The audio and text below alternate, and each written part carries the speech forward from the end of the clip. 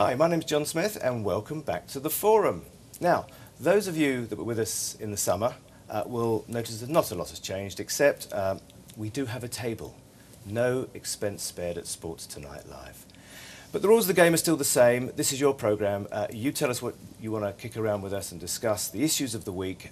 My panel of experts will have a lot to say, as ever, and we'll come out with the conclusions. Now, just before we do that, there's a couple of things I want to say. Firstly, don't be shy to contact us. You can contact us by Skype. You can phone us. People still use telephones, I think, or the dreaded Twitter. Now, the only reason I say dreaded Twitter is I've got a little issue with that at the moment. I think the tweet police are getting above themselves. You know, arguably, Ashley Cole should not have called the regulatory body a bunch of wallies or the equivalent thereof. But is that really worth a fine round about £250,000, which is in excess of the amount of money that John Terry was fined for an alleged racist incident? That and, the last time we were here was Olympics, and we were talking all sorts of things in the Olympics, all sorts of disciplines, which included diving and Tom Daley. Tonight, I guess, we'll be talking diving again, and gold medalist Luis Suarez, maybe. You know, both feet in the air, the ball wasn't very close to his body either. Let's see what you think about that. My guests tonight will have a lot to say, as I said. The first person out the hat tonight, Mark Warburton, Director of Sport, Football Director, actually Director of Football, let's get this right, Director of Football at Brentford Football Club, and co-founder of the NextGen Series. Can you tell us a little bit about the NextGen Series? Absolutely. It's a tournament aimed at the under-19 age category.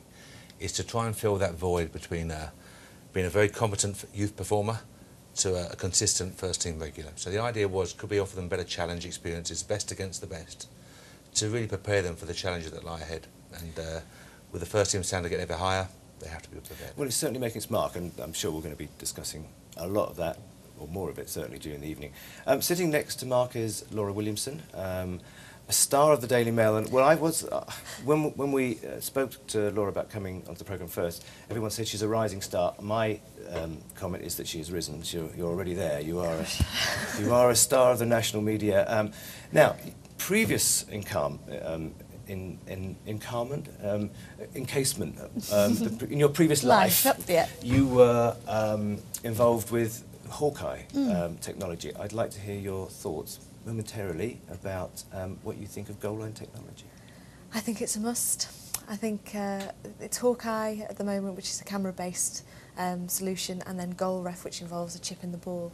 And I just think for cut and dried, is the ball over the line? I just don't think we can afford not to have it anymore. I'm in complete agreement. It's a question of where it goes from there and do you keep stopping the game, but I think you're absolutely right. Now, next to Laura is George Boateng. We talk about some of the foreign influences in our game. Nobody has had a more positive influence on our game than George Boateng. Now, I've got to get this right, I think. You've played over 500 league games. I'm going to miss out one or two here, but Coventry, Aston Villa, Nottingham Forest, Hull City, Zante, in Greece. That was the one I thought I was going to forget. Middlesbrough. Feyenoord. Well done. Did I get the whole pack? One to go. One to go. Tiny mini one. Go on. Excelsior. Excelsior. Yes. All right. Well, listen. You've been a credit to our game, and if ever there was somebody for people to look up to in our game, you are it. You are that person. Thank you. Now, I know you're without a club at the moment. Yeah. Which means you have to keep yourself fit because you're going to be playing again very shortly. What does a professional footballer do to keep himself fit at that level? Well, you know, it all starts with the individual itself. Do you want to stay fit for yourself, or do you want to stay fit hoping to prolong your career? Or do you want to stay fit because you have it in you? What do you do that? I mean, I know you have an English breakfast, but after that, I love how the do you English burn breakfast. that up? No, what we at the moment, I try to do cardio work every morning from Monday, Tuesday, Wednesday, Thursday. Yeah, which is cardio as in treadmill, half an hour, bike, half an hour, a cross trainer. You go on to body weight to keep the muscles strengthened. Funny you asked that because the other day I saw Nigel Rio Coker running outside my drive with the iPod on, and he has to stay fit. So the professionals amongst us, they still keep fit. It's hard work. It's hard work. It's very, very hard work. Yeah. We'll discuss that later in the programme as well. We have a first caller on Skype. David Mayer, are you there? Yes, you are. I can see you. You're very welcome.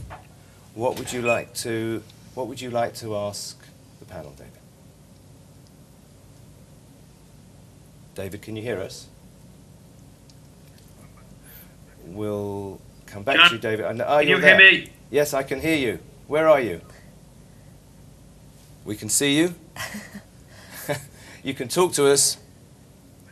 No, okay. I'm presuming you can hear me at this stage, right? I can't actually hear you. All right, well, you But if just you carry... You can't hear me say that, can you? No, You I'm carry hearing on.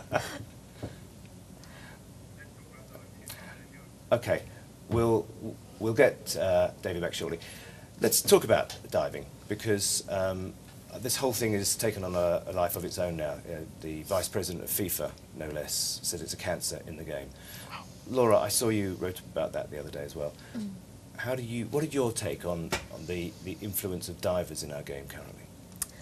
I think firstly, as Michael Owen said yesterday, it's important to distinguish between diving in that when there's no contact. I mean, Suarez in the penalty area the other day, no contact, and then that flip. Gareth Bale on Sunday, that is diving, that is trying to seek an unfair advantage, yes, that is cheating. But what should the punishment be? Well, I was at a Charlton-Watford game the other day, and Fernando Forestier, I think, excuse me if the pronunciation's wrong, he was given, it's in the first half, he was given a yellow card for encroachment and then dived quite blatantly. The referee had word with him, and the second time he did it, yellow card off in the first half. Whether he'd do that again, I don't think he would. George, some of the inverted commas blame on this has come from the foreign footballers coming into our game. They say they're more dramatic than we are. Why not? You are a foreign player who's come into our game, and as I said at the top of the programme, graced it. What's your take on this? Oh, Laura, I was yesterday on that convention with Michael Owen, and I was biting my tongue because I didn't agree with him with some of the stuff he said about that because of the influence of foreigners, they have taken on to what we sort of have brought here. But if you look at it, a British-based player doesn't have naturally acting gifted ability. Well, I don't know. There was Laurence Olivier. Yeah. I think Vinnie Jones might say different. Let me interrupt you 1 second, because there's the quote that you're referring to. It's worse than it was 10 years ago with the foreign influence of players coming from South America, Spain and Italy. When I was a kid and I used to watch Italian football, you would see a lot of simulation. Would you agree with that? Yeah, of course. But, Roberto Martinez touched on it quite well yesterday, saying that in those countries, if you grow up in Spain, Italy, it's a skill to win a free kick without any contact. It's a skill, and the opposition team as well as your own team applaud to it for the fact that you have been probably the best actor on the field. As we that's an indictment, but an interesting one. Mark, coaching younger players, the guy's got the ball, he's in the area, he's got two round him, he can't quite get his shot away. How does a coach encourage him to proceed with his game, or does he say, OK, son, if you get a knock, go down? Coach would never say that, John. I think, as George said, though, it's how it's perceived on the continent, and then we have our young players watching as much TV as possible.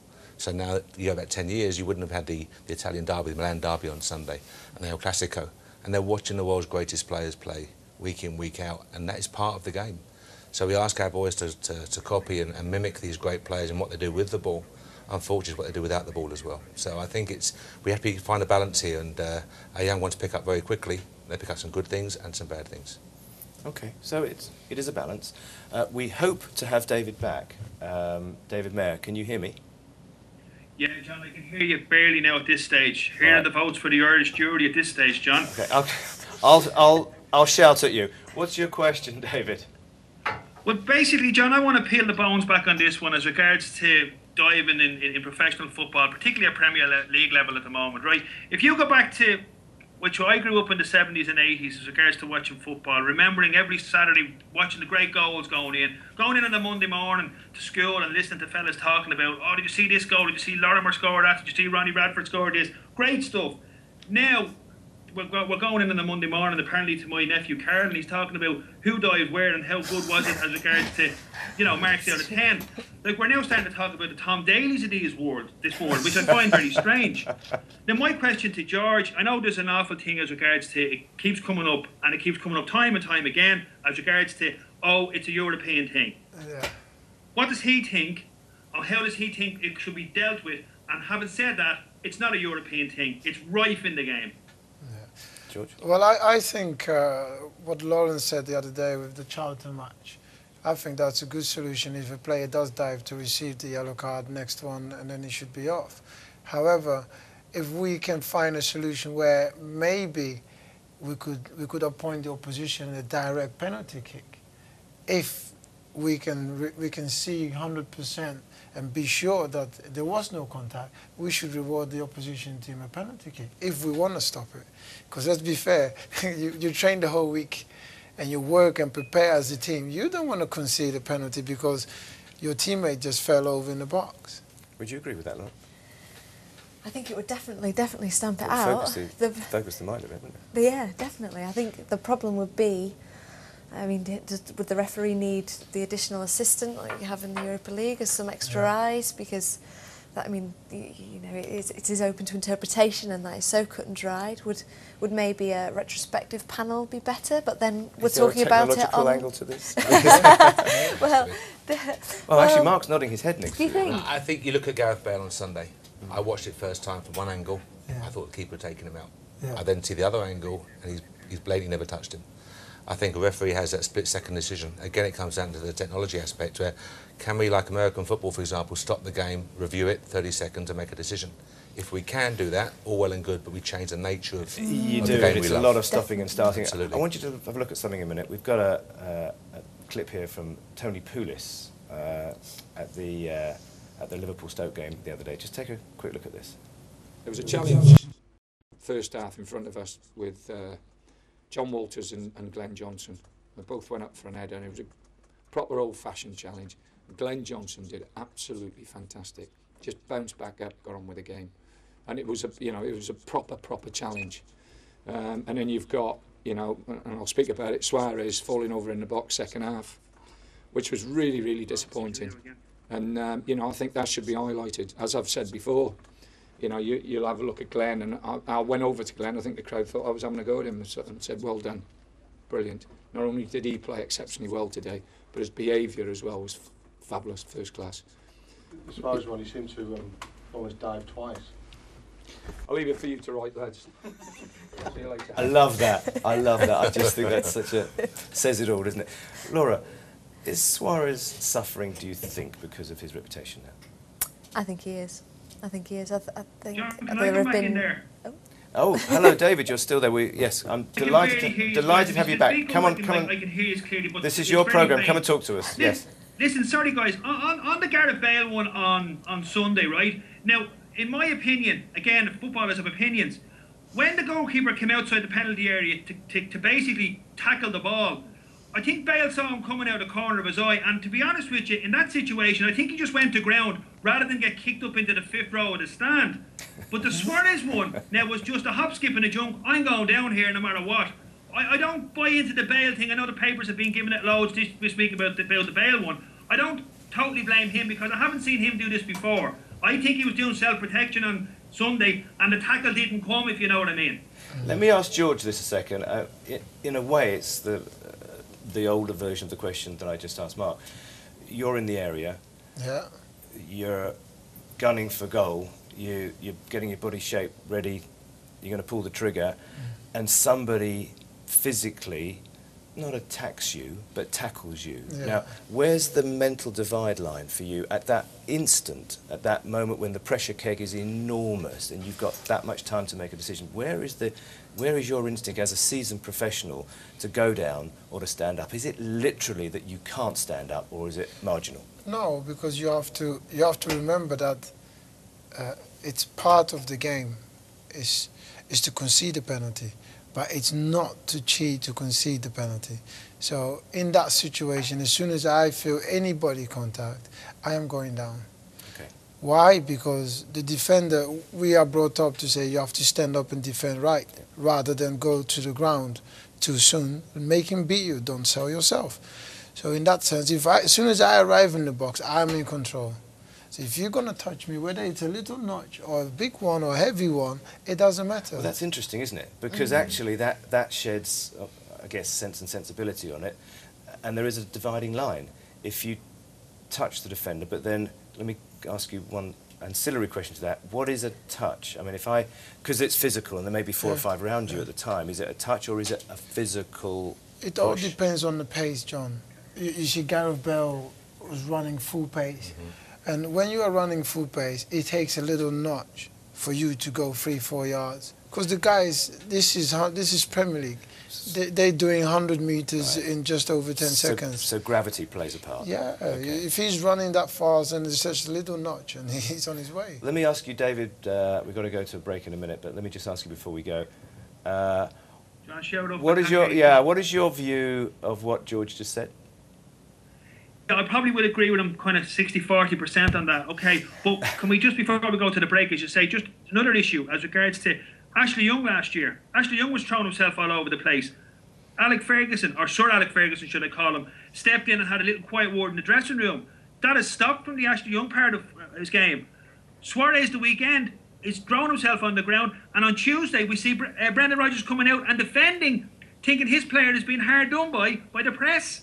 And I don't agree with that. Managers should come out and say, no, end of story, boy. You do not drop yourself into a penalty area unless you're really tackled.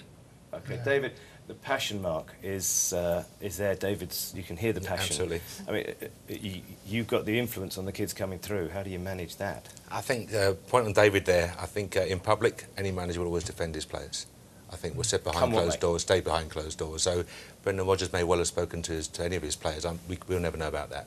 But I think the young ones, we have to say key points, as George says, stay on your feet. As a defender, you stay on your feet.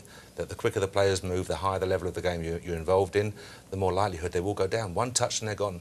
And as George said, Gareth Bale was moving at maximum pace. I think he almost anticipated a touch. Yeah. He anticipated the touch. I did as well. I'm looking at it. I think the forwards in the box anticipate the tackle. And if they go down, they get the penalty and 3 points. We all know that. And the problem is the referee, at the pace these boys are moving now, absolutely, can be 15 yards behind play. And isn't that a difficult call? You can look at that and you think, they've got to make the decision like that as well. I would ask David, what was his first impressions of Gareth Bale on Sunday? From my view, he'd been taken out. Are you still with us, David?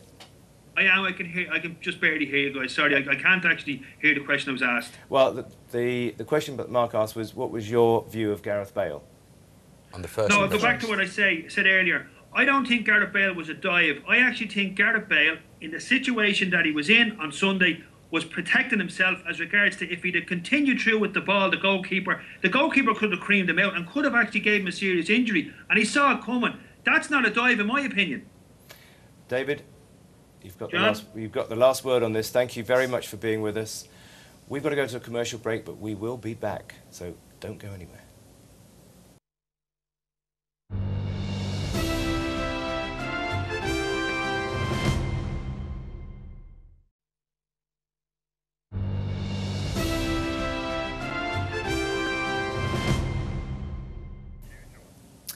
And welcome back to the forum. Discussions on diving, and now we're moving on. We have another caller on the line, Richard Lewis. Are you there, Richard?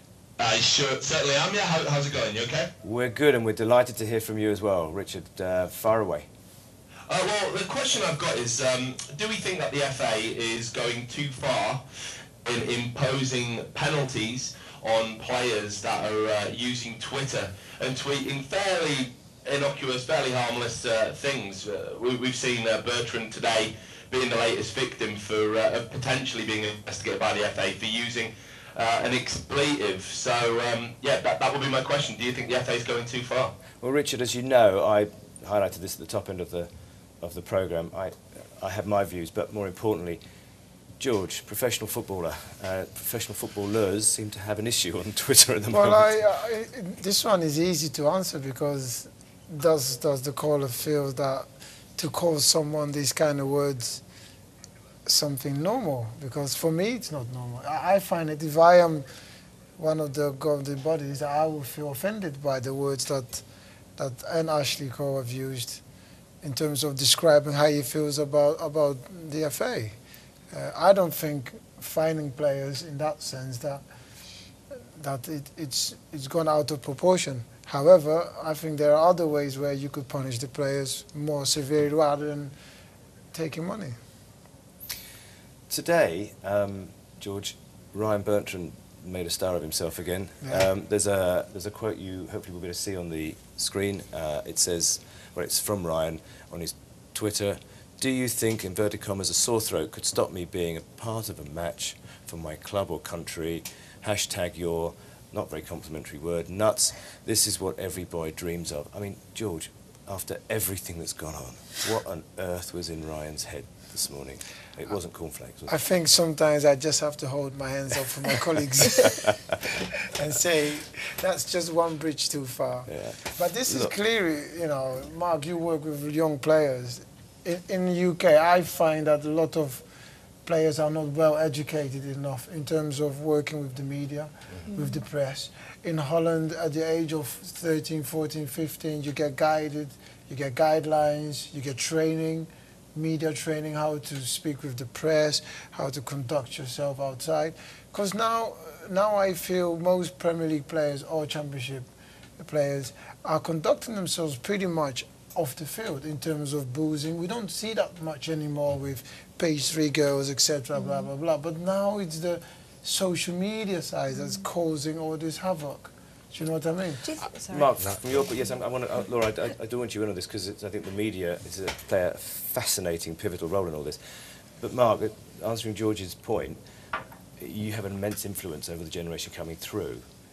How do you have to educate them in what they do with their feet and what they do with the mouth at the same time, and their fingers now? It's far more easy with the feet than that's for sure. From first team down to the youngest players, loads of work goes on. Some outstanding work at the clubs, the academies, the agency advisors talk to the players constantly about the dangers of these social networks. So would you say that part of NextGen's educational process is to teach people how to handle the everyday media? Actually, it's not our responsibility. What we do is, I'm very fortunate to travel and watch the various academies at some outstanding clubs.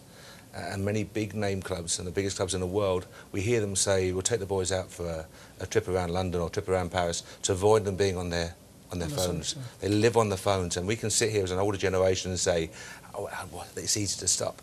These guys grow up, live on the phones. No. You know, I used to have your iPad, your iPod, everything, and your mobile device.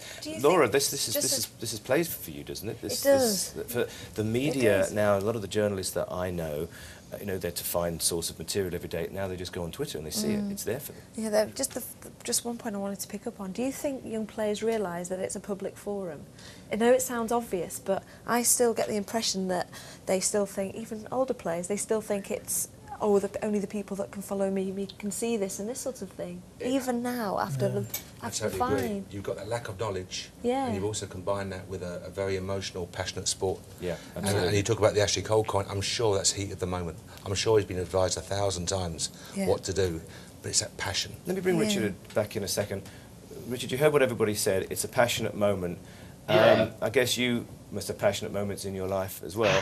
I do. We don't have to go into them here, but I don't want to make it about me by any means. But yeah, certainly what I want to address is, I just think, you know, first of all, it's a two-part issue. First is that the media are certainly very lazy in what constitutes a story these days. For example, you know, top 4 stories on certain websites all seem to revolve around tweets, and it's like, I'd rather sports journalists, and I am one myself, were going back to doing some actual digging and doing some real reporting on what so-and-so tweeted. And I think that has a tendency to make rather innocuous statements snowball, and they make big stories out of them because that suits their media agenda. The other thing I would say is I think we need to look at what really constitutes a serious breach of social media etiquette or rules or whatever these professional players have to adhere to. I don't necessarily think using harsh language constitutes that. I'm a big believer in what John Cleese said, that no one has the right not to be offended. I don't think offending people is that big a deal. But when, of course, it goes into hateful speech, then we've got a real issue. And to give you an example, while Bertrand is getting chewed up over using an expletive, Joey Barton, the tweeter extraordinaire the other day, was saying how he'd love to cull stupid people across the world, which of course has echoes of eugenics, and nobody's reported on that. So I think we really need to look at what is a serious issue within Twitter, and I actually sympathise with some of the players at the moment. I get very irked by the police getting involved in matters sporting. Laura, I don't know whether you agree with that, but you're also about to say something as well. Yeah, what I come back to say is that access now is such with Premier League football clubs that everything is so controlled that actually Twitter is a way for journalist and player to speak to each other. That might sound a ridiculous connotation. That's an interesting point, actually. But that footballers that I've spoken to feel that it's, and I don't know if George would agree, feel it's an unfiltered source. So they say something to us after a match, we might put our agenda on it, we might interpret the words in a different way. They say something on Twitter, that's there, it's undiluted. Would you agree with that? Yeah. It's not only communication for the players and the fans, but as you say, it's a direct communication between the journals. The positive thing is, for the journalist side, is that obviously we can't go back and say, well, I didn't say that. Yeah. No, that's right. But where is the punishment and where is the crime? This is a victimless crime, really. No one's got overly hurt here. I mean, the FA's dignity may have got vaguely dented here and there, but everybody actually giggled. Fining him 240, it's going to be more because the FA are going to fine him, the club are fining him 2 weeks' wages. £250,000. Would it have been just simpler to say, you know what, you're a bad boy, you missed the next England-San Marino game, whatever? Yeah, but then they will be losing out, because at the end of the day, the FA is the one that's representing the country. The players didn't need the best players on the field. You've seen what Alan Shearer's comments have been. Even though he wasn't happy with Ashley Cole's comments, he still insists that he hopes that Ashley gets on the field because we have to win. Do you understand? So imagine the FA finding him or not finding him and suspending him for 6 odd games. It's easier to fine him £250,000 than actually losing it. I want to ask you something, Mark. Assuming he gets to his 100th cap now, with the history that's been with this and other Ashley Cole issues, should he be made captain of England on his 100th game? It all comes back to the story of how we view these incidents, how serious they are, etc. So for me, it's a magnificent achievement. 100 caps, he joins an elite club of players, and the Giants, the Beckhams, etc. So for me, it's a superb achievement. It should be recognised. Do you give him the captaincy? Some will say yes, some will say no. For me, it's a tremendous honour. Okay, I want to ask you, Richard, as well. You've heard Mark's view. The captaincy, I just don't think we should be giving the captaincy away as if it was some sort of kind of congratulatory thing. Ultimately, the captain plays a huge role on the field, and that's what it needs to be about. So even in celebratory moments, like someone getting 100 caps, I don't think it's something you should bandy around, you know, to say, well done. It should be the best man for the job and the person that can best convey the manager's instructions and inspire his teammates. Yeah. You're the person in the middle of the game, George, would you agree with that? Yeah, I agree with that entirely, Richard. And also, in terms of the current captain, Steven Gerrard, I don't think it would be fairly towards him if you give the captaincy to Ashley Cole, because he's had his 100th appearances. And maybe on the cap they could give him a few hashtags. A few asterisks as well. Where would the media sit on that? Where would you sit on that? I think after everything that's happened with the England captaincy particularly, I don't think it's something to be thrown around like it was that time when, do you remember when Terry came back into the team and it was discussed? I think Cole actually picked it up then.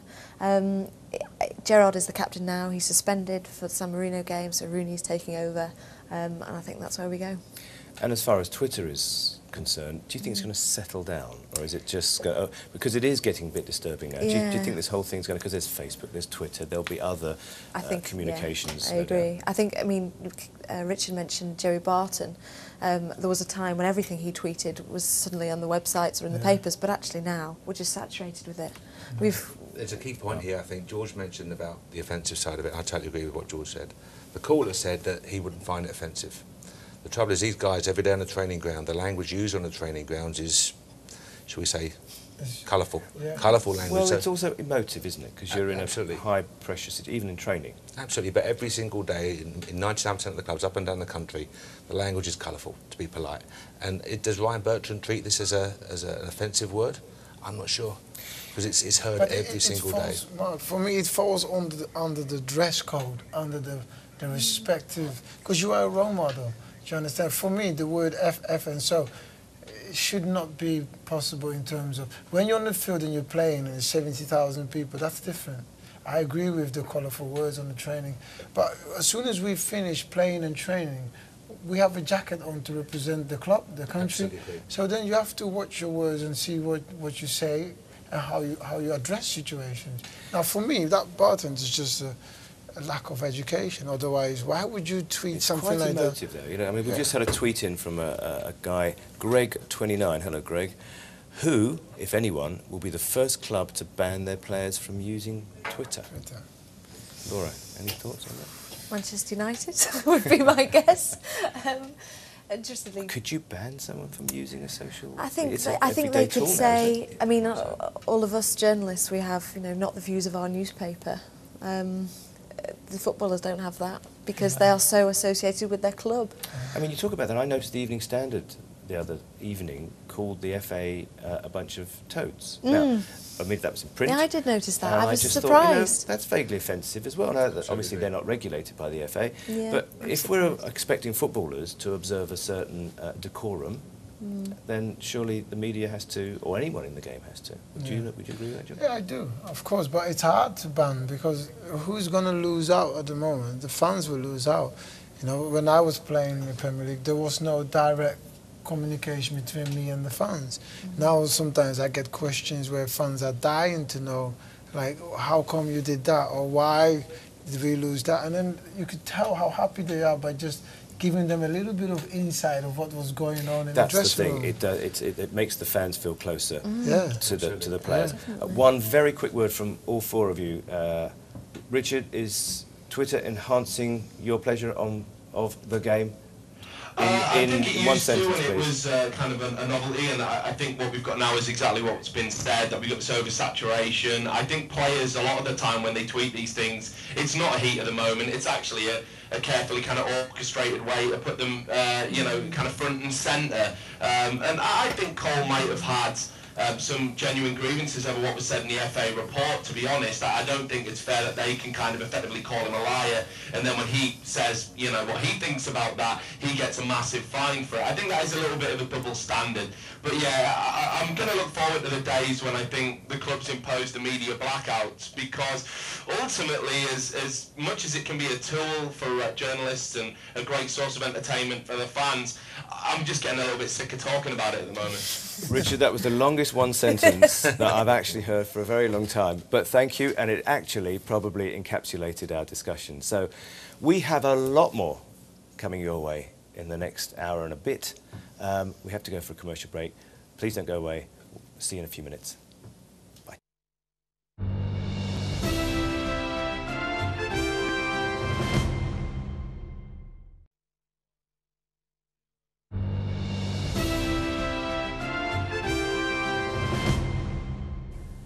And you're very welcome back to the Forum this Thursday evening. Now, I'm a bit proud of Britain at the moment. I thought we put on a great Olympics. I actually think we built a wonderful national stadium at Wembley as well. So actually, when you cut through it all, what we do pretty good. And this week, we opened the FA Excellence Centre in Burton. Let's have a quick look at that a second.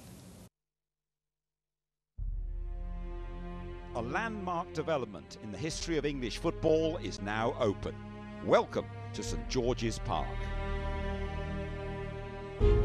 Located in the heart of England near Burton-upon-Trent, St George's Park is set in 330 acres of beautifully landscaped parkland. Part of the National Forest, it's an inspirational facility for football, sports medicine and business. Complete with 2 on-site Hilton and Hampton by Hilton hotels, St George's Park is the new world-class training hub for every one of England's 24 teams, as well as a national coach education and development centre and the country's first fully integrated sports medicine facility of its type that is open to everyone. For football, England's national sport, a primary goal is that the long-term focus on enhancing coach education will produce better coaches and in turn better players. So St George's Park, is this going to be our latest world beater? Now, Mark, you've been there. Magnificent. Yeah. An As good as everyone facility. says? Absolutely. Magnificent facility. Well worth the wait, I'm sure. How long was it in the coming, by the way, in the making? I'm sure 10, 12 was years. about plus. Delayed it back to 10 years ago. Exactly, yeah. it was a good 10 years. But you now have a magnificent result. But again, it's not going to happen overnight. I'm sure they'll be very keen to tell you this is 10, 12, 14 years down the line. We're looking at World Cups in 22, 26, 30. So what is it going to achieve? I know it'll achieve greater standards, but you know, you look at it and you saw the opening with the future King of England there and everybody else, and okay, that's great. What's it going to achieve? It gives them a home, I think, in my opinion. It gives them a base. This is everything will be there. All the national teams from U16 up to the first team are there. Very inspirational when you walk around the actual facility itself. How young does it go down to, Mark? I presume the under-16 teams, the Victory Shield type teams, will be involved at St George's Park and training there, alongside on the same facilities that the likes of Steven Gerrard and Lampard and Rooney are training. So, very inspirational in that respect.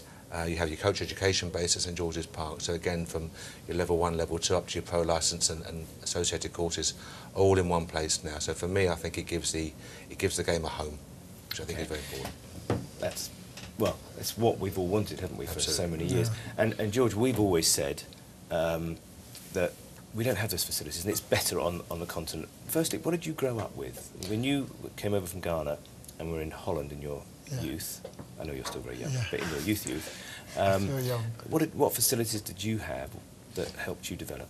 Well, I was very fortunate because I played a lot of street football until I was 9 years old in Ghana, and I was fortunate then to have even shoes on my feet to play with the football with. And we had poor standards, obviously, and we were playing basically with potholes, and you know the ball was bouncing everywhere. But looking back, that actually gave me a very good balance of core stability, but also of my gravity, how to move. Because when I came to Holland, things became a lot easier for me because now all of a sudden the ball was moving straight, and it wasn't like a rabbit anymore. Is that why the Brazilians have done traditionally have done well, because they play on the beach and it's they all play over on the beach? Yeah, their gravity and their balance and core stability is a lot stronger, and they know. So when they come to Wembley and they see the carpet, they are motivated, and it's a lot easier for them to play on it than where they come from. Excellent. Now, Laura, the media have been unkind over the years to England and its facilities, and in most cases probably correctly. Here we have something at St George's Park which is supposedly unique and special. Your thoughts? I think, as Mark said about the coaching, I think for me that's the absolute crucial thing. If that can be used as a centre to develop coaches that can then go out into all parts of England and develop young players, and then the young players in turn have got the motivation of, well, I can be part of this. And I love the fact they've reproduced Wembley, the Wembley pitch exactly. I mean, it's just, you know, that's so professional. It's this, you know, we mentioned the Olympics, sort of British cycling's view on it, you know, you look after the minute bit. We actually do things well, don't we? I know, you know, sometimes it's the wrong type of leaves on the line and the trains. But when we build these things, I mean, I mentioned Wembley. Wembley's a fantastic stadium. The Olympic Park was magnificent, and this looks like to be the same. There's a tweet just come in from Bear Fant. Whilst the St George's Park facility looks great from the outside, how long will it be before we begin to see results from it? George, do these things, I know Mark's mentioned that, but do these things evolve over years, or can we see it in a couple of years? Well, as you said earlier, you know, you do things right. Yes, Wembley is beautiful. Oh, and let me clarify, St George Park is not owned by me, by the way. It was named after you. Just named, you know, people stop tweeting and Facebook messaging us and stuff. No, but I think now the key thing that the FA have to do, which will be really important, whether you are going to be fruitful in the next coming 4 or 5 years or you have to wait another decade, is who and how are you going to train the coaches? Those that are going to teach the youngsters. You know, I have been unfortunate in the sense that I've worked with some English managers, not to criticize personally, but and I think the training and how they're coaching is just below par.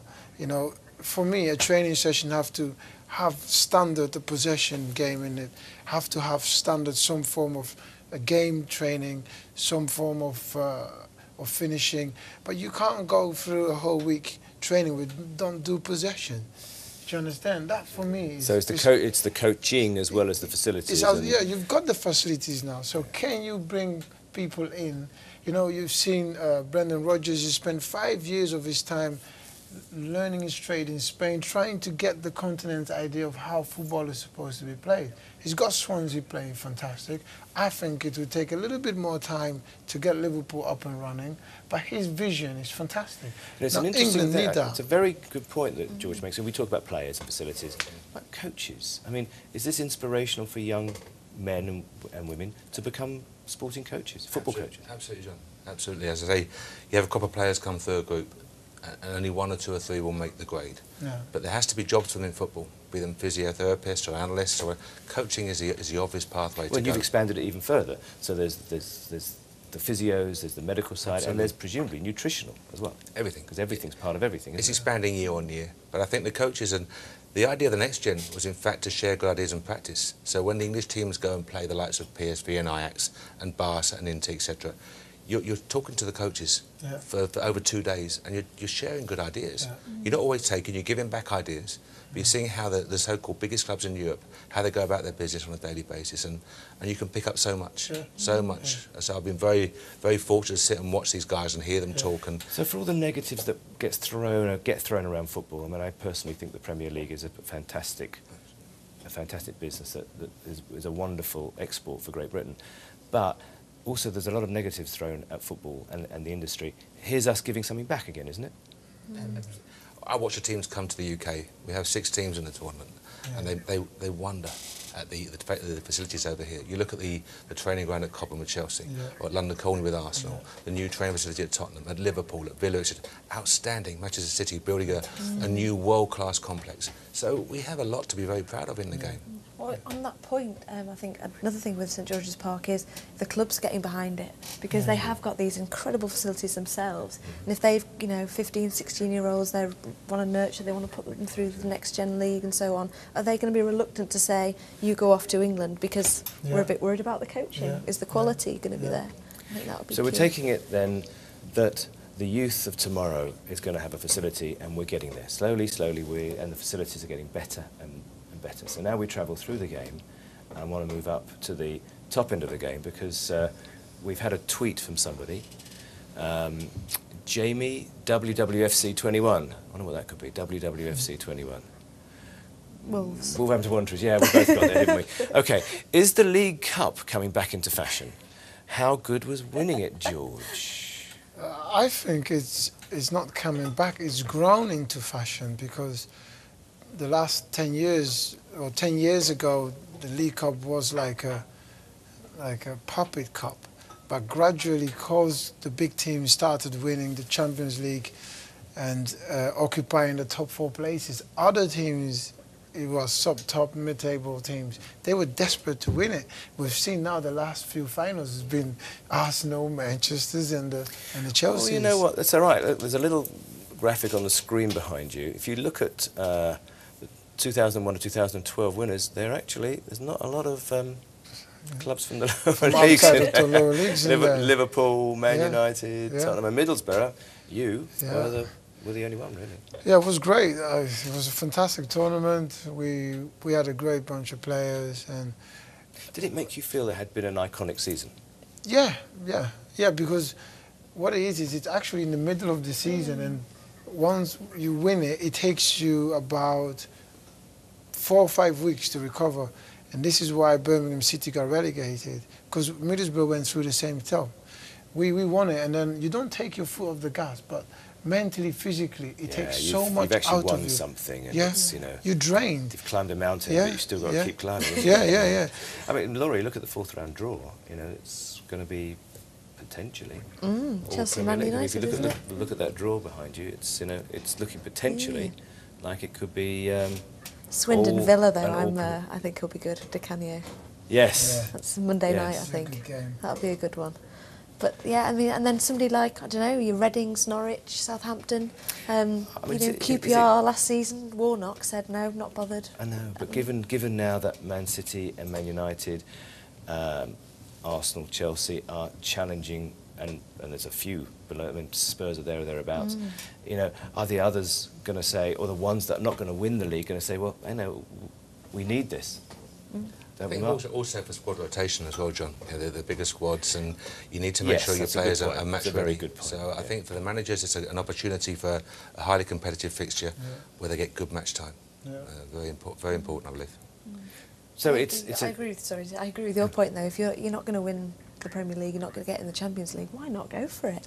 Get the fans behind you, a bit of momentum. The problem I have, we at Brentford, we were very fortunate a couple of years ago to get the JPT final at Wembley. A fantastic experience for the fans, for the players and families. But your league form around it struggles. The focus, as George said, is on that one day. It also struggles if you lose it, by the way. Look about the Birmingham. Look at Arsenal the previous, or at the same time as Birmingham that previous year. Absolutely, but your focus has to be on promotion. As a club, you want to get to the next level. So you have a long season to get promotion, and yet here you have this one final day which can detract so much focus, and it's a difficult, again, that word balance. You have to try and find the balance. I think that's the skill of the manager. You know, I watched Nottingham Forest against Wigan, I think last month in the previous round it was, and Roberto Martinez changed his squad a little bit, but he had like 5-6 players of his bases of the first 11, and they played with some Resi players, and they played Forest off the park. Just fantastic, the way he rotated it. And the weekend after, he won as well. So I think it's a skill of the manager to find the right balance. If you look at Sir Alex, how come he's time and time again, Manchester is always there? I love listening to people who've been in the game for a long while, because they always have that little bit of insight that perhaps we all seek. Don't go away. We're going to a commercial break. Don't forget, when we come back, we've got lots more to discuss. We're still here for another hour. You can tweet us with the correct language, please. You can call us. You can Skype us. We're here for you. We'll answer lots of your questions, but also there's a lot more to discuss. So we'll be back in a couple of minutes. Stay right there.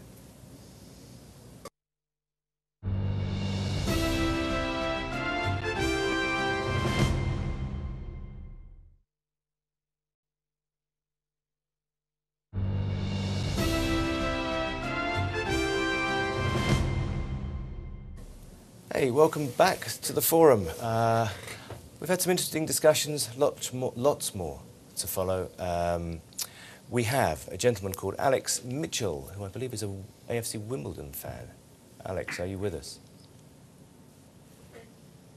Well, Alex, are you there? Hi, guys. I got you. Okay. Alex, you're very welcome. What would you like to ask the guys and gal?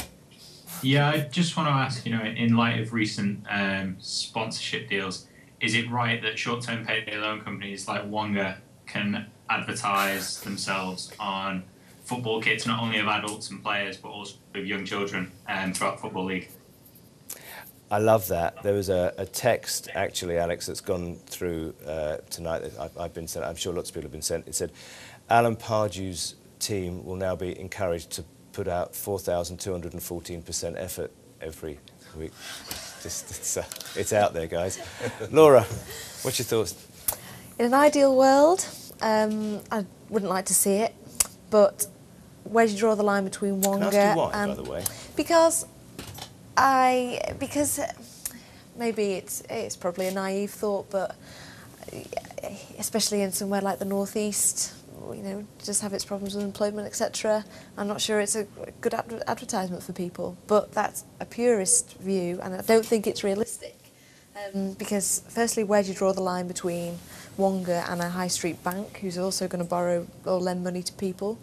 And then I do think people are old enough to make up their own decisions. Are they actually going to be influenced by what the Newcastle players are wearing? I don't know. Mark, if you had to raise money for NextGen in the next financial round, would you go to Wonga? It's a problem. You look at football now, John, and the pokers and the gambling sites and everything else dominate our screens, and it's a time of tough fiscal measures, and clubs are looking for income and revenue. And as I say, if it's a tough call, as Laura said there, you know, what do you do?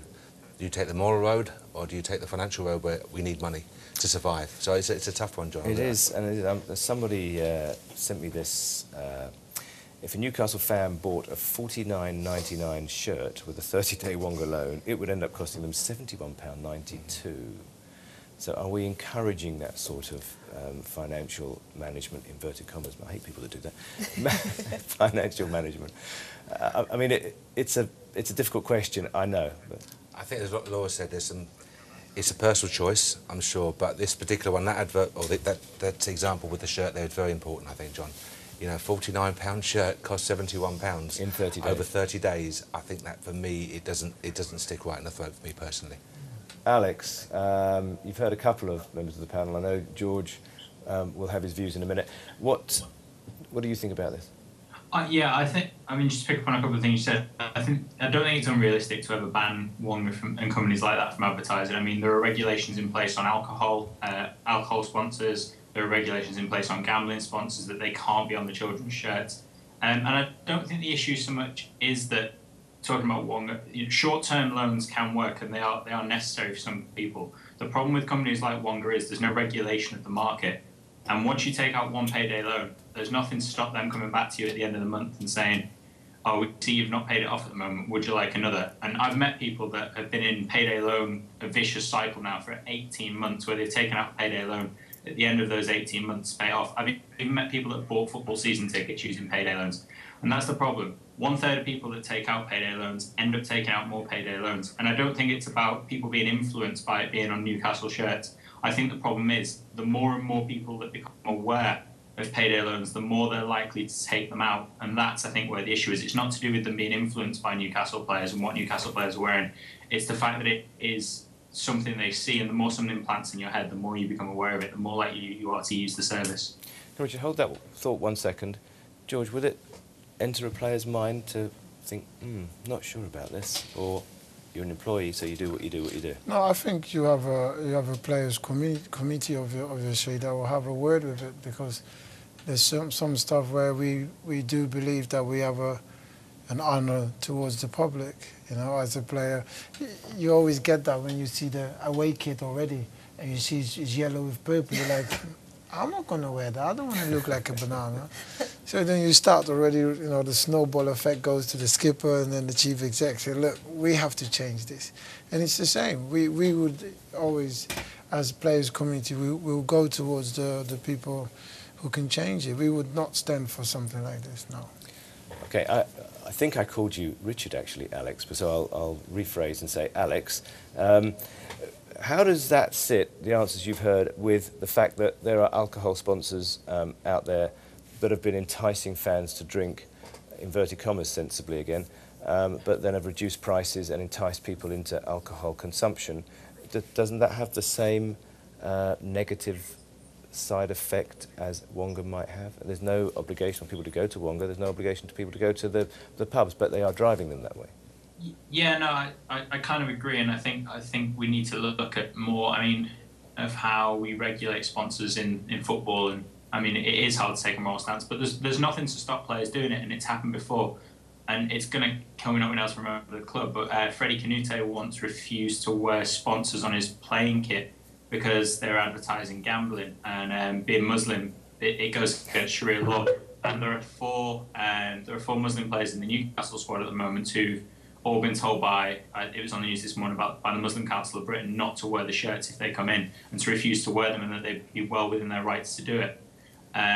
So it is interesting, and people can take a stance against this. And I think if we start, the FA needs to start thinking about, they're there as the the sort of safeguards of the game, and they need to start looking at how they regulate advertising a little bit more. Are we getting, Alex, are we getting a little bit prissy about all this, though? You know, at the end of the day, that everyone seems to say the game needs money, and the world needs money, and industry needs money, and the Olympics, in fact, needed money, and it got it from sources that people would criticise were the right sources. Some were very unnutritional foods, and people said that wasn't right. Are we just being a little prissy? I mean, you won't please all the people all the time, but I think we need to actually look at what is morally right to be advertising, especially to children. I think that's the thing that is missed. These advertisements won't just go on adult kits. You can actually buy a Wonga-sponsored baby grow. So I think we do need to look at how we regulate these. And I think, you know, you can say we're getting a little bit sort of, you know, cautious about everything, but I think I'm not saying, you know, you go for an all-out ban on things like gambling and Wonga and stuff like that, but you do need to look at how they can advertise and how we regulate it. I mean, I don't have a problem with short-term payday loans, like I said. The problem is that the industry is unregulated. In every other country in the world almost, there is a cap on loan rates. We're one of the only countries that doesn't have it. Wonga loans have an APR of about 4,000%, and I just don't think it's acceptable for companies like that to be advertising. You know, we stop tobacco companies advertising. In British sport, there's nothing to say we can stop other immoral companies as well. Okay, Alex, I'm going to thank you for that. They're valid points. I mean, some of them are political rather than sporting, so it's very difficult for us to pontificate on those issues. And I actually, at the end of the discussion, I guess the final word will be. Actually, I'm going to give the final word to Laura, but my final word with you, Alex, in my opinion, doesn't really matter. But I guess life will end up regulating itself because there's too many rules and regulations in our lives anyway. Laura, I promise the last word will go to the media because it always does. I think if the outcry from fans and players is sufficient to push through the sort of things Alex was talking about, then it's something I'd like to see. You know, football gets its moral compass back, but realistically, don't think it'll happen. No, because you know, fair enough for a Premier League club, but a League Two club, you know, if Wonga or the equivalent is the only person knocking on the door, you're going to take the money because you need it. Exactly. Okay, Alex, thanks very much. We're going to move on because there's a drugs issue in sport, which is potentially sizable. I want to read you a tweet from Andy Pasty. What did the panel make of the Louis Armstrong? Is it Louis Armstrong? Lance. I thought Louis Armstrong sung "What a Wonderful World." I'm not singing it. I'm definitely not singing it. What did the panel make of the Lance Armstrong revelations this morning? Do you have similar fears about other sports? I mean, I thought it was astonishing. I'm going to start with you, Mark, because it's an area of concern to youth. Drugs, sport, this story. It's a major concern. It's a major concern that a man of that profile, that this could be hidden for so long. 7 Tour de France. I've used him as an example to the young players on many occasions. I think we all have, haven't we? Inspirational DVDs and videos and sport to music, etc. And he always figures. He's fought through the cancer issues and everything else. So what an inspirational figure we've adopted for the players. And this revelation comes out now, and it's devastating. It taints so much now. But you wonder why they cycle for 2 hours, and then the next day they do it again. You think surely they must be on something. Yes. Well, most of them have been. Yeah, absolutely. George, does it happen in football? I mean, we've always been of this impression that there may be recreational drugs occasionally in football. Do you think drugs exist, performance-enhancing drugs exist at any level in our game worldwide? Because you've seen a lot of it. No, I think you have some form of enhanced substance which are regulated.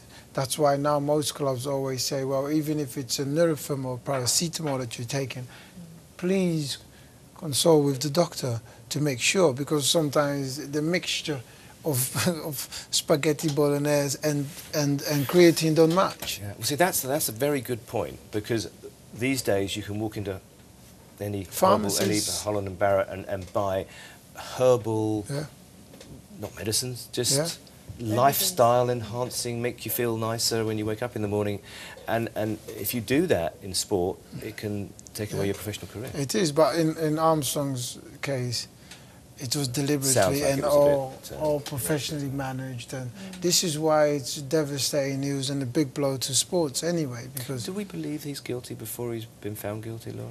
I think it's gone too far now. I think there were the initial revelations sort of beginning of the summer, and he said, "I'm not going to fight them." And at that point, you know, this is a man that's fought cancer and won 7 Tour de France titles. If you've got any, you know, a smidgen of innocence, you fight. And when he didn't, I think a lot of people thought, well, that's it. And then, I mean, the revelations yesterday were so damning. And it wasn't just the systematic drug taking and cheating, it was the cover-up. It was the way teammates were sort of, they were domestiques in cycling, but they were domestiques in terms of the drugs as well. And also UCI, cycling's governing body, turning a blind eye because it was Lance Armstrong.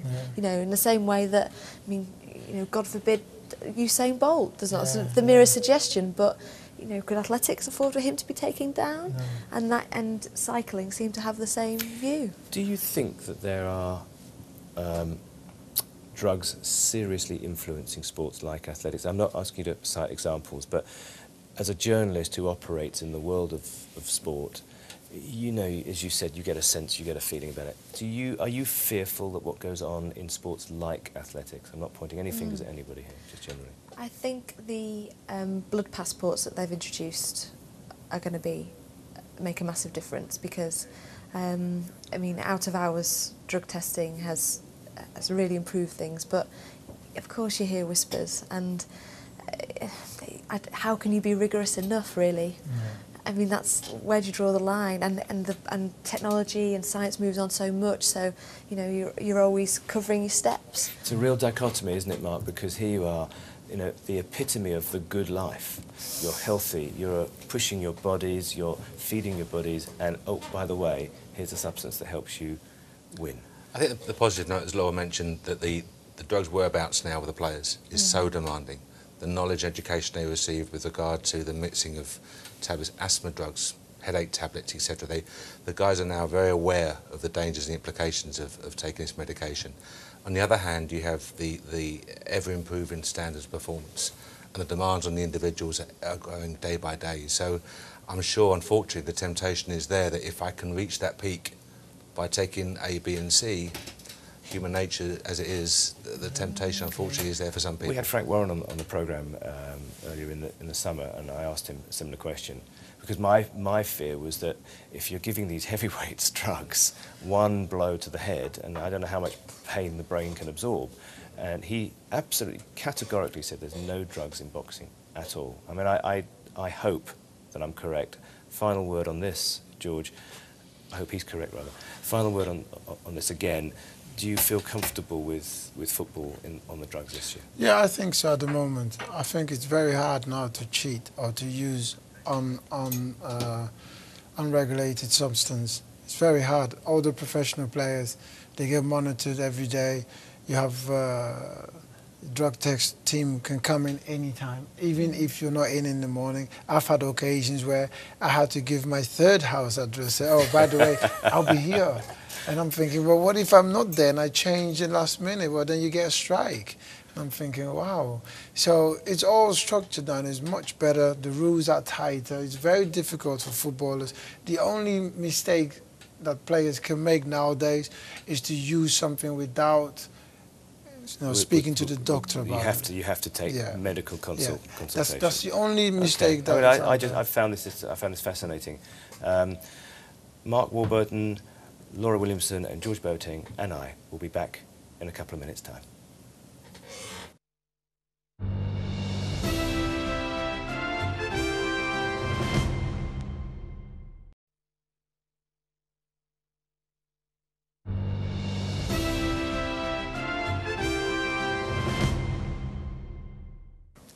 And welcome back again to the Forum. Now, I love this programme because I love talking sport, and it's just, there's so many interesting topics, and we have 3 very interesting people with us tonight. And another caller, a gentleman called Mike Parkin. Are you there, Mike? I'm here. Evening, everybody. Hello, Mike. You're very welcome. I know you're a Watford fan. Is that a Watford top you're wearing? It's not. This is actually one of the bizarrest items of clothing I own. That's a picture of a camel on there. I'm not sure I can mention the brand name, but it's the first thing I saw when I got in from work, so I popped it on. Right. Well, it looks Watfordish anyway. Okay. What's your question, Mike? I was really interested to get the panel's view on what's going on at Watford at the moment. I know Laura's colleague Martin Samuel had some rather stiff things to say in the Mail a couple of weeks ago, and obviously Mark, having been at Watford, George, you played against Watford, and I just was really interested to get your guys' view on what was happening and what was happening under the Pozzo regime, really, and what you felt it meant for football. Well, Mark, this has fallen in your lap as a former academy director of Watford as well. They've got 14 loan signings in the club at the moment. It's, I'm sure it's very difficult for the Watford fans, Mike. Tremendous club, family club, great tradition, reputation, etc.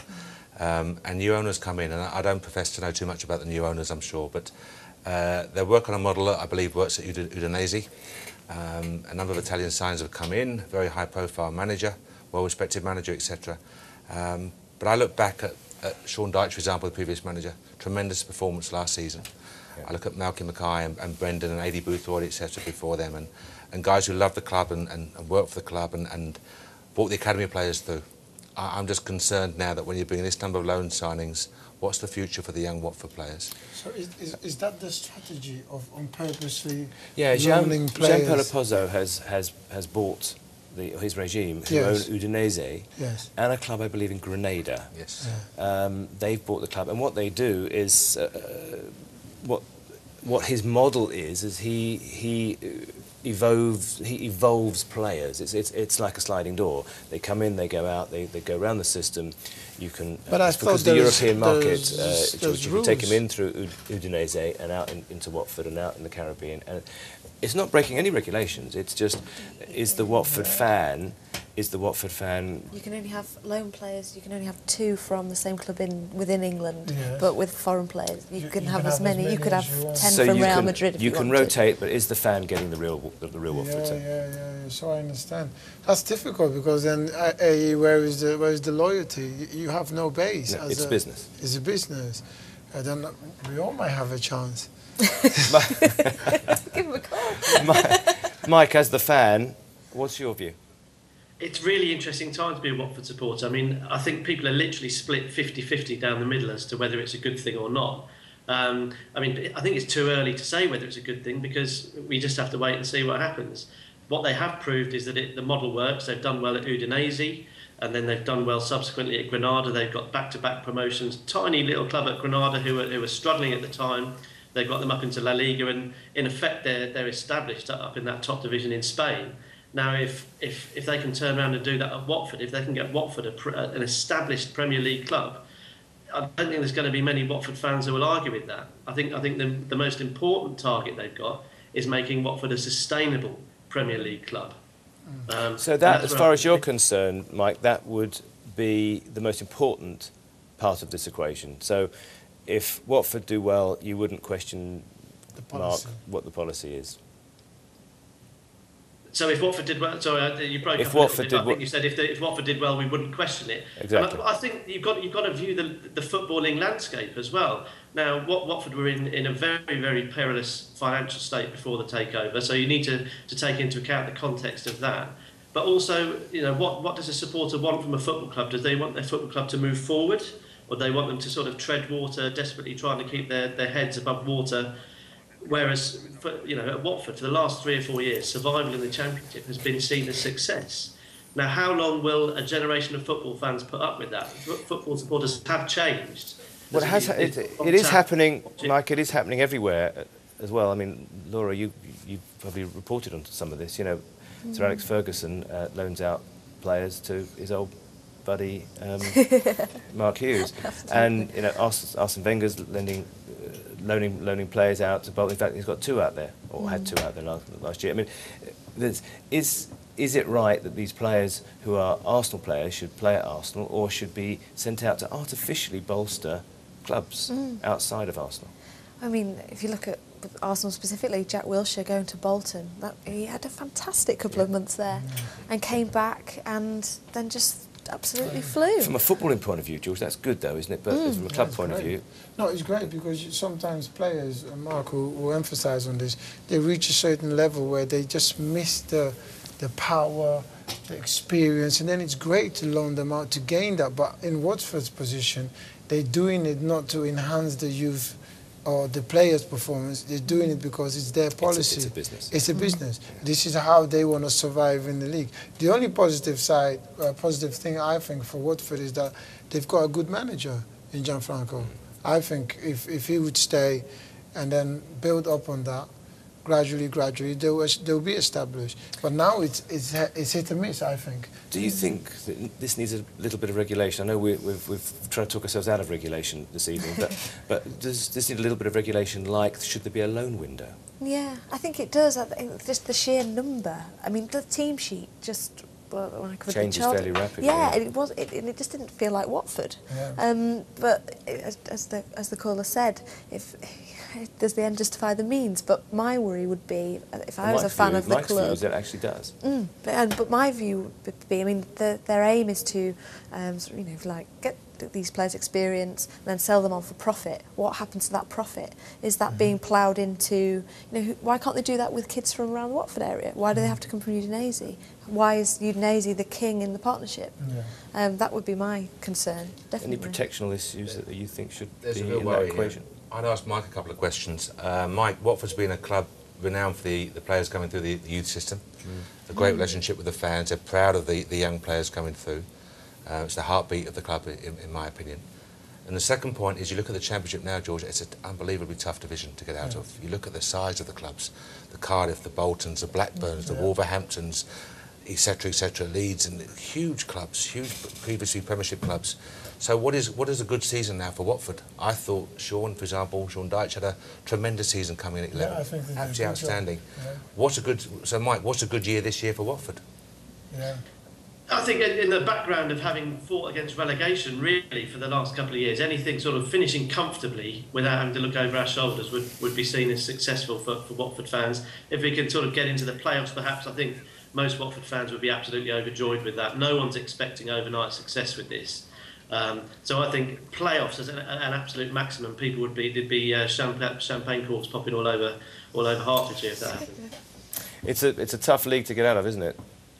Very tough it's absolutely. Every game is a tough game. You look at the fixture list, and I think it's the away games you look at, and you look at, we've got to go there. How are we going to get a result at Leeds? Then we've got to go to Huddersfield. Then Laura mentioned Charlton. That's a noisy place to go on a Tuesday night. And you just, if you're a pessimistic football fan, you could have yourself down for about 12 points at Christmas in the Championship. It's anyone. Here we go, cliche time. Anyone can beat anyone, but it really is true in the Championship where everyone's very strong, and that league has got better and better as the years have gone on. Do you feel that you are more solid this year compared to last year? Because last year I followed Watford quite well, and I thought they were really tough to break down. They had a certain system they played, which wasn't always pleasant to play against. However, it was very effective. Do you think? Absolutely, George. I think Watford were a good side last year and rightly got some plaudits towards the end of the season. I think what we've got now is strength in depth. And Mark, you mentioned the academy boys that have come through. That's absolutely brilliant, and we're pleased that that's happened. But what should be happening is that academy graduates should be coming through when they're ready, not as a necessity. Watford had a paper-thin squad, and we were forced to throw in academy graduates. Luckily, most of them, passed the test and have gone on to perform well for Watford. A lot of them have gone on loan this year, but they've had international recognition. But I think what we want to be able to use those youth team players when it's right for the club, not out of necessity. And I think what we've got this year with these extra loans that have come in, we've got strength in depth. We've got backups in every position. We're not mending and making do. But all loan is. Mike, I'm gonna forecast that this discussion's going to run a lot in the media, and I'm sure Laura will be alluding to it many times in the course of this season. It'll be interesting to see how it goes. Just before we go to commercial break, I want to ask you about the Championship, George. Owen Coyle, too early in the season to have gone already? It's only September. Should he have been given a bit more time at Bolton? No, well, if you get relegated and you have a start like Bolton has had, for me it's not a surprise that they've sacked him. However, I thought he was a good manager when they were in the Premier League. Yeah, I think he'll be back. Yeah, but now if you look at the table, you're shocked because this is the Premier League team. And a Premier League team should have an advanced above the other teams who are already in the Championship for years. How is it possible that Watford is higher in the table? Or Charlton, for instance, just got promoted. They're doing a lot better than a team like Bolton. It's a very rapacious game. I remember Sir Alex Ferguson, winning the Champions League the first time, and he had a bit of a dodgy August, and they were already voicing, is it his time, is it over? Yeah. It's only over for us for a very short while, so we will be back in a couple of minutes.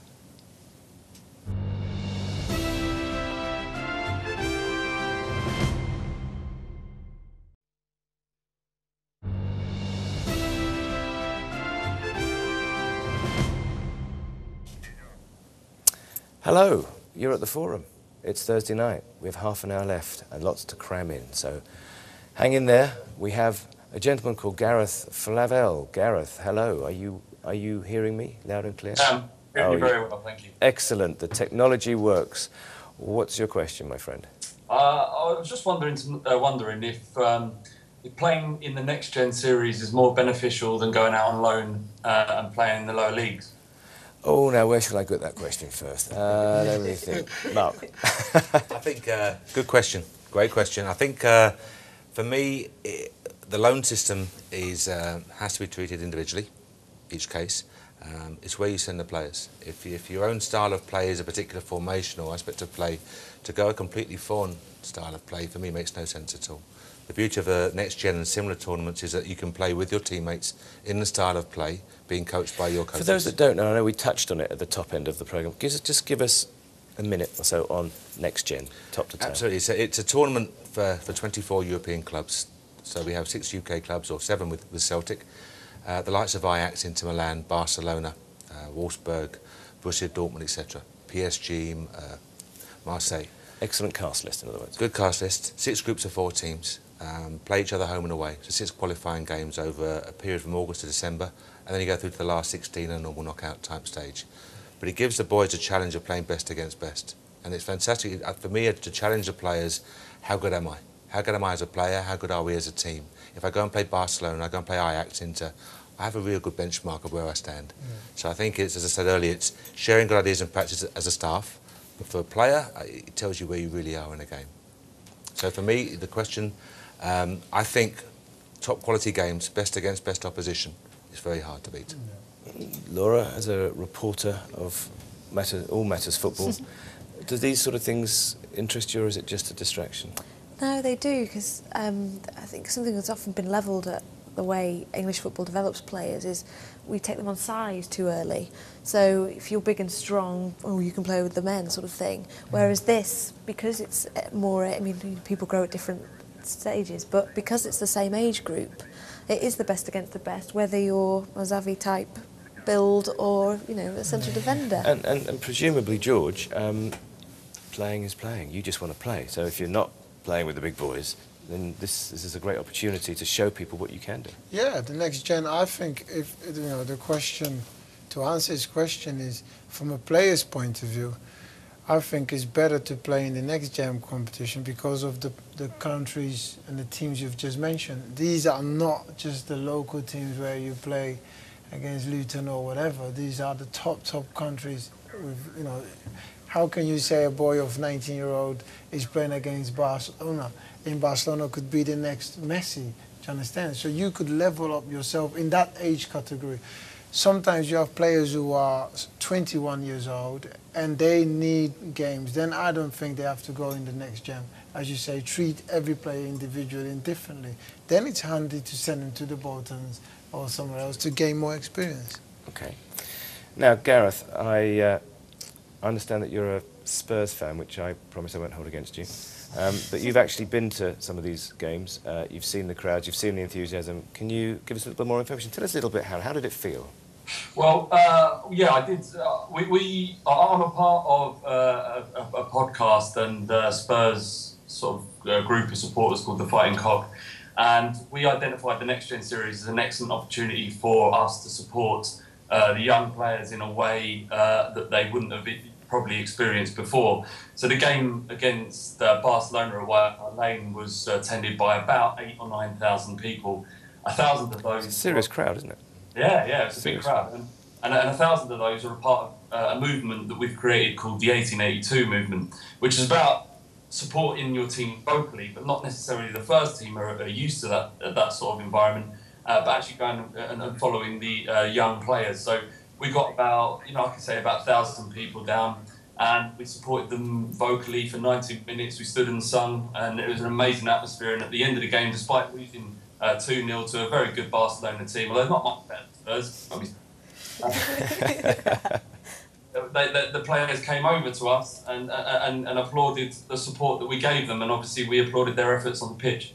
I think that's not that you need vindication, but it's a big tick in your box, isn't it? I mean, 8,000 people turned up to see this. I know they were wearing Spurs shirts and everything, so it's nice to support your team, but that's a huge tick in the box, isn't it? The callers, right, they made a tremendous atmosphere in the evening. For 90 minutes, the first to the last whistle, it was a constant support for the players, and they loved it. We spoke to the boys afterwards, they loved the whole event. But last night, Anderlecht played Barcelona, 8,500 people there. Liverpool play Ajax, 11,000 people there. So it's attractive, it's cheap to go and see the next generation of players, and it gives the players a real taste of what they have to expect at George's first team level. Let me take this a minute, and this is a bit unfair to do this to you, Laura, a little bit, because I'm not asking you this because you're a girl, but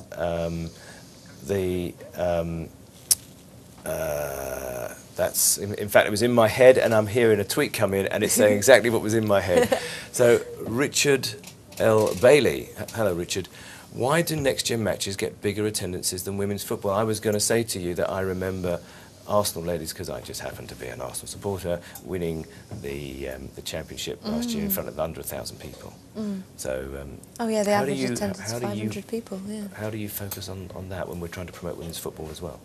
I think the interesting thing about the next gen is almost back to what the Watford fan was saying about ownership of your club, and this is something you've grown up with, and you're a Spurs fan or an Arsenal fan or whatever, and that translates to the youth because they're going to play in the first team hopefully eventually. The ladies is very different. It's a different sport. I'm a big proponent that we shouldn't compare the two because men don't play women, and it's a relatively young sport, and with that comes the attendances, and also, I mean, Arsenal ladies phenomenally successful. I think they've won 17 titles since the men last won anything. But no, it's okay. I can take that. It was well below the belt. But internationally, but I'll throw the fact that their average crowd was 600 at you. Exactly. But internationally, England ladies, for example, have quarterfinals, and that's it. I think there was an opportunity wasted at the Olympics, getting to the quarterfinals. If they'd have kicked on, you never know. And they were getting 80,000 people. I mean, exactly. That was astonishing. I mean, from a perspective of a sports reporter and a lady and a fan of ladies football, that must have been tremendous for you, wasn't it? Well, it's funny. I wouldn't say I was a fan of it. It's not something I'm getting to know as well. I grew up watching men's football as well, but it was tremendous, the Olympics. That's a key point Laura makes there, though. It's the pathway, John. It's a pathway. So the boys... It's a good expression. Absolutely. At White Hart Lane that night, you saw a number of boys who've tasted first-team action. Some of the Barca guys have been around the first team at 16, 17 years of age. And some of them, I guess, will be their moment, because some of them won't make it, and they'll go, well, but I did it. I played in front, and that's the grandchild story, isn't it? Gareth, you must be... obviously, you are as a supporter of this. Where do you think this goes next? Is this going to continue to grow? I think it will continue to grow. It's a fantastic format. It's like watching the Champions League for the young players, and because of the attendances at the game, we got to see some of our players and some of the ones that might make it. And as they break into the first team, they're not unknowns. Adam Pritchard of Spurs, I might have got his Christian name wrong, but. An absolutely brilliant prospect, and we didn't really know about him unless you follow youth football. We didn't know about him, so that gave us a great opportunity.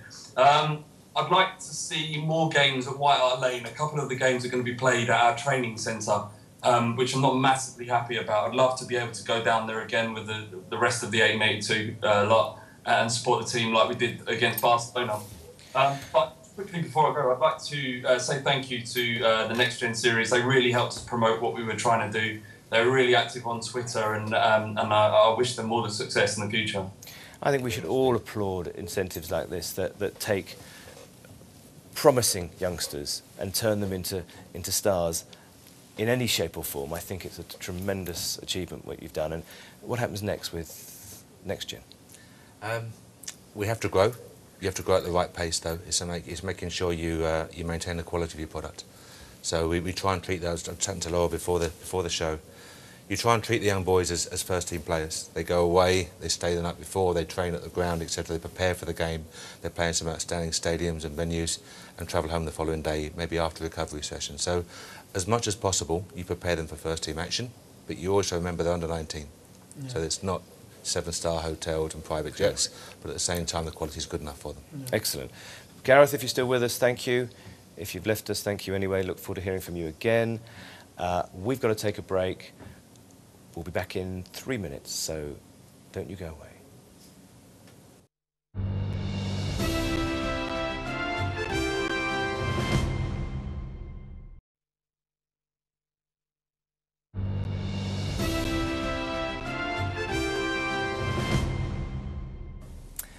The last few minutes of the forum, you know, it always amazes me how long a minute is when I'm watching my team and they've got a minute left to defend a 1-goal lead. A minute seems 2 hours, and yet we're here with you for 2 hours, and it seems but a minute. So, we have one more call tonight. Stephen Alwies, if I pronounced your name correct, Stephen? That'll do, that's near enough. It'll do. See, when your name's Jon Smith, you can get away with saying anything, really. Stephen, what's your question? It's initially directed towards George, but I'm sure it will lead on to further discussion. And as George, having played for both English and British managers and also foreign ones, I just wonder what he thinks are the main differences in terms of styles between the two, whether that's in coaching on the training ground or whether that's man management or something else. And I raise man management because I'm a Man City fan and was at the Etihad when Phil Brown gave that half-time team talk. I wonder when you were going to bring that up.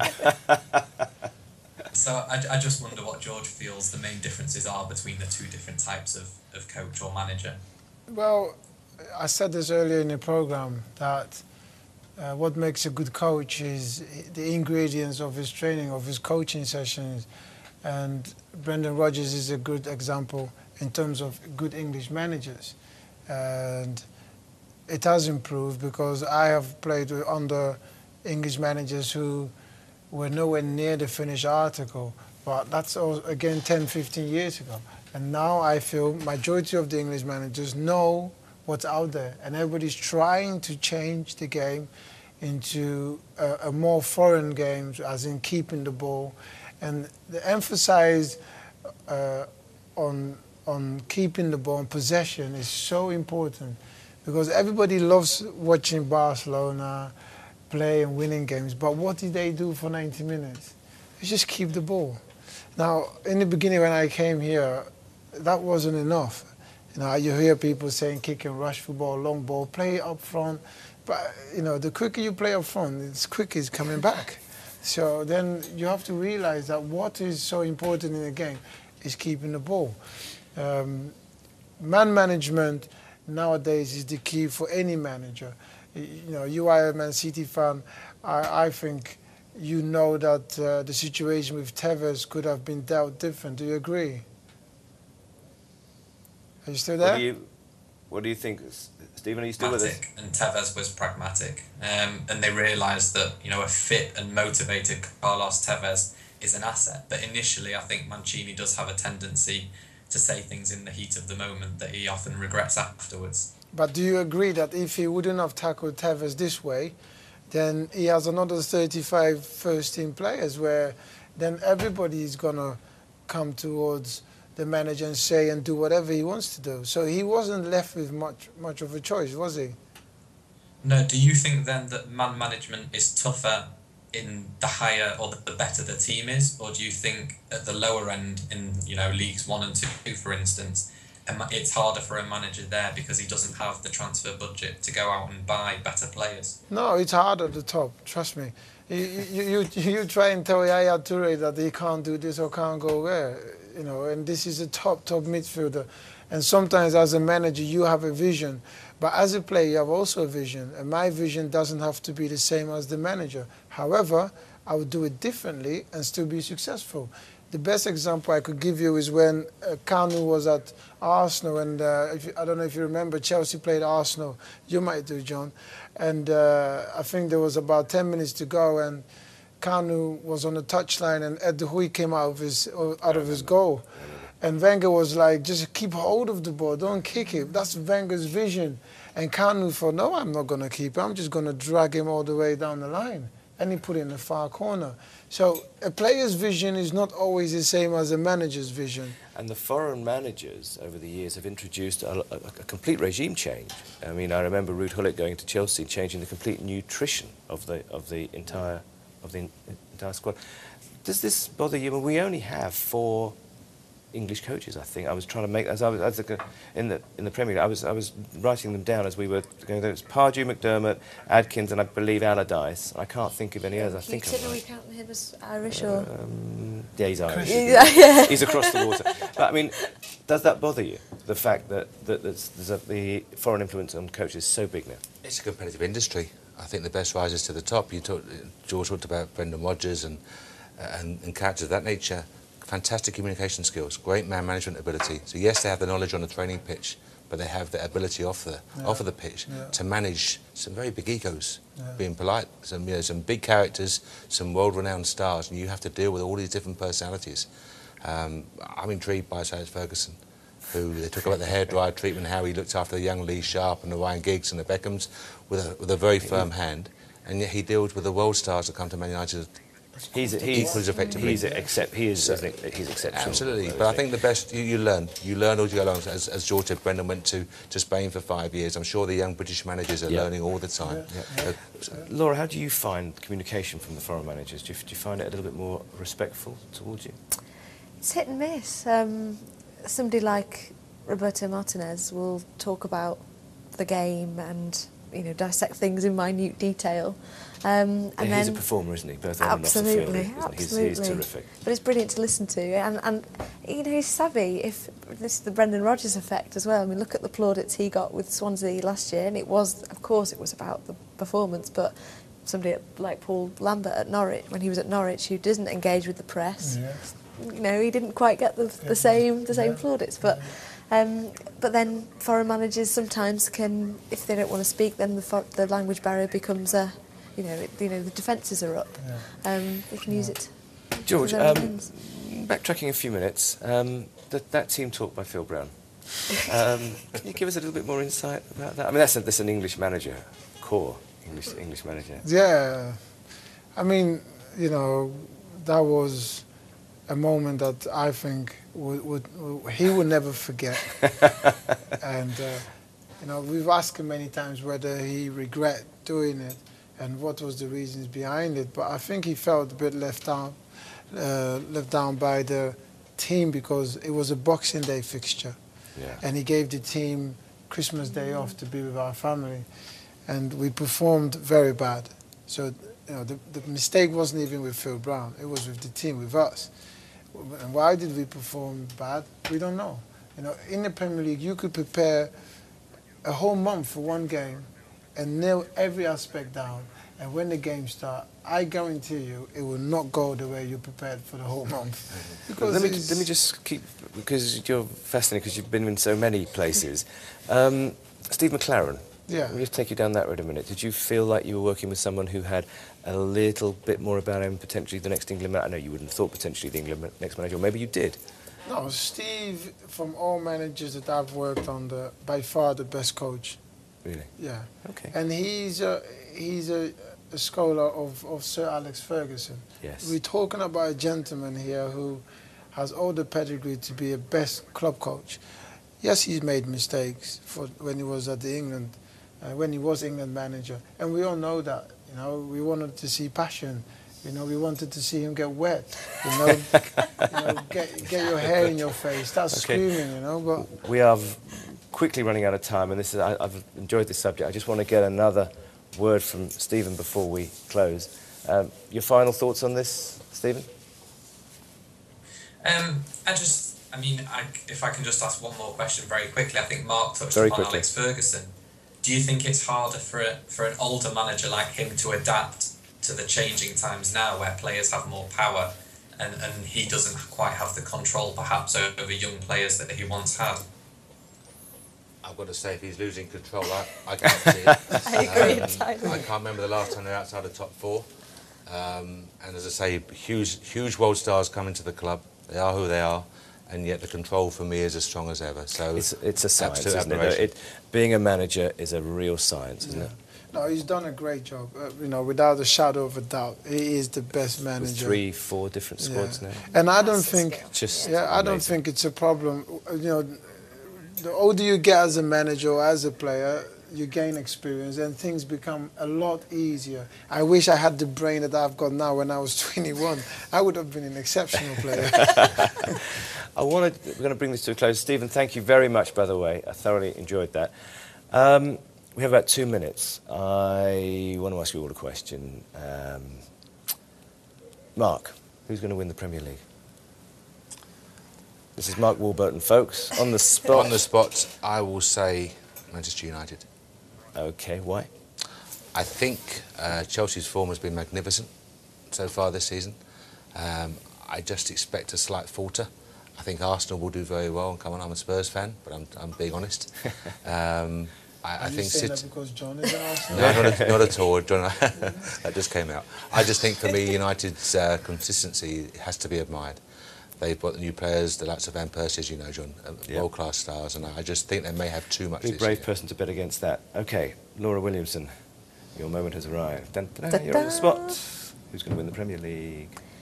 It's boring, sorry. I tipped United at the beginning, and oh god, and I still think I think Mr. Van Persie will do business. Thank you, George. thank you. No, thank you, Mark. Thank you, Laura. The final word is going to go to George Boateng tonight. Who's going to win the Premier League, and then I'm going to make a prediction. Should I go for the odd against? Your call, my friend. No, I'm not going to say Wigan because that's not fair. Wigan. Yeah. Why you sound surprised? No, I don't. No, it's okay. If that's what you say, that's fine. That's Wigan's going to win the Premier League. The odds have just shortened sizably on them. My prediction: this man here will become a coach in the next 2 years. You got the badges, haven't you? Yeah, I'm working on it. Thank you. Okay, so you will see this.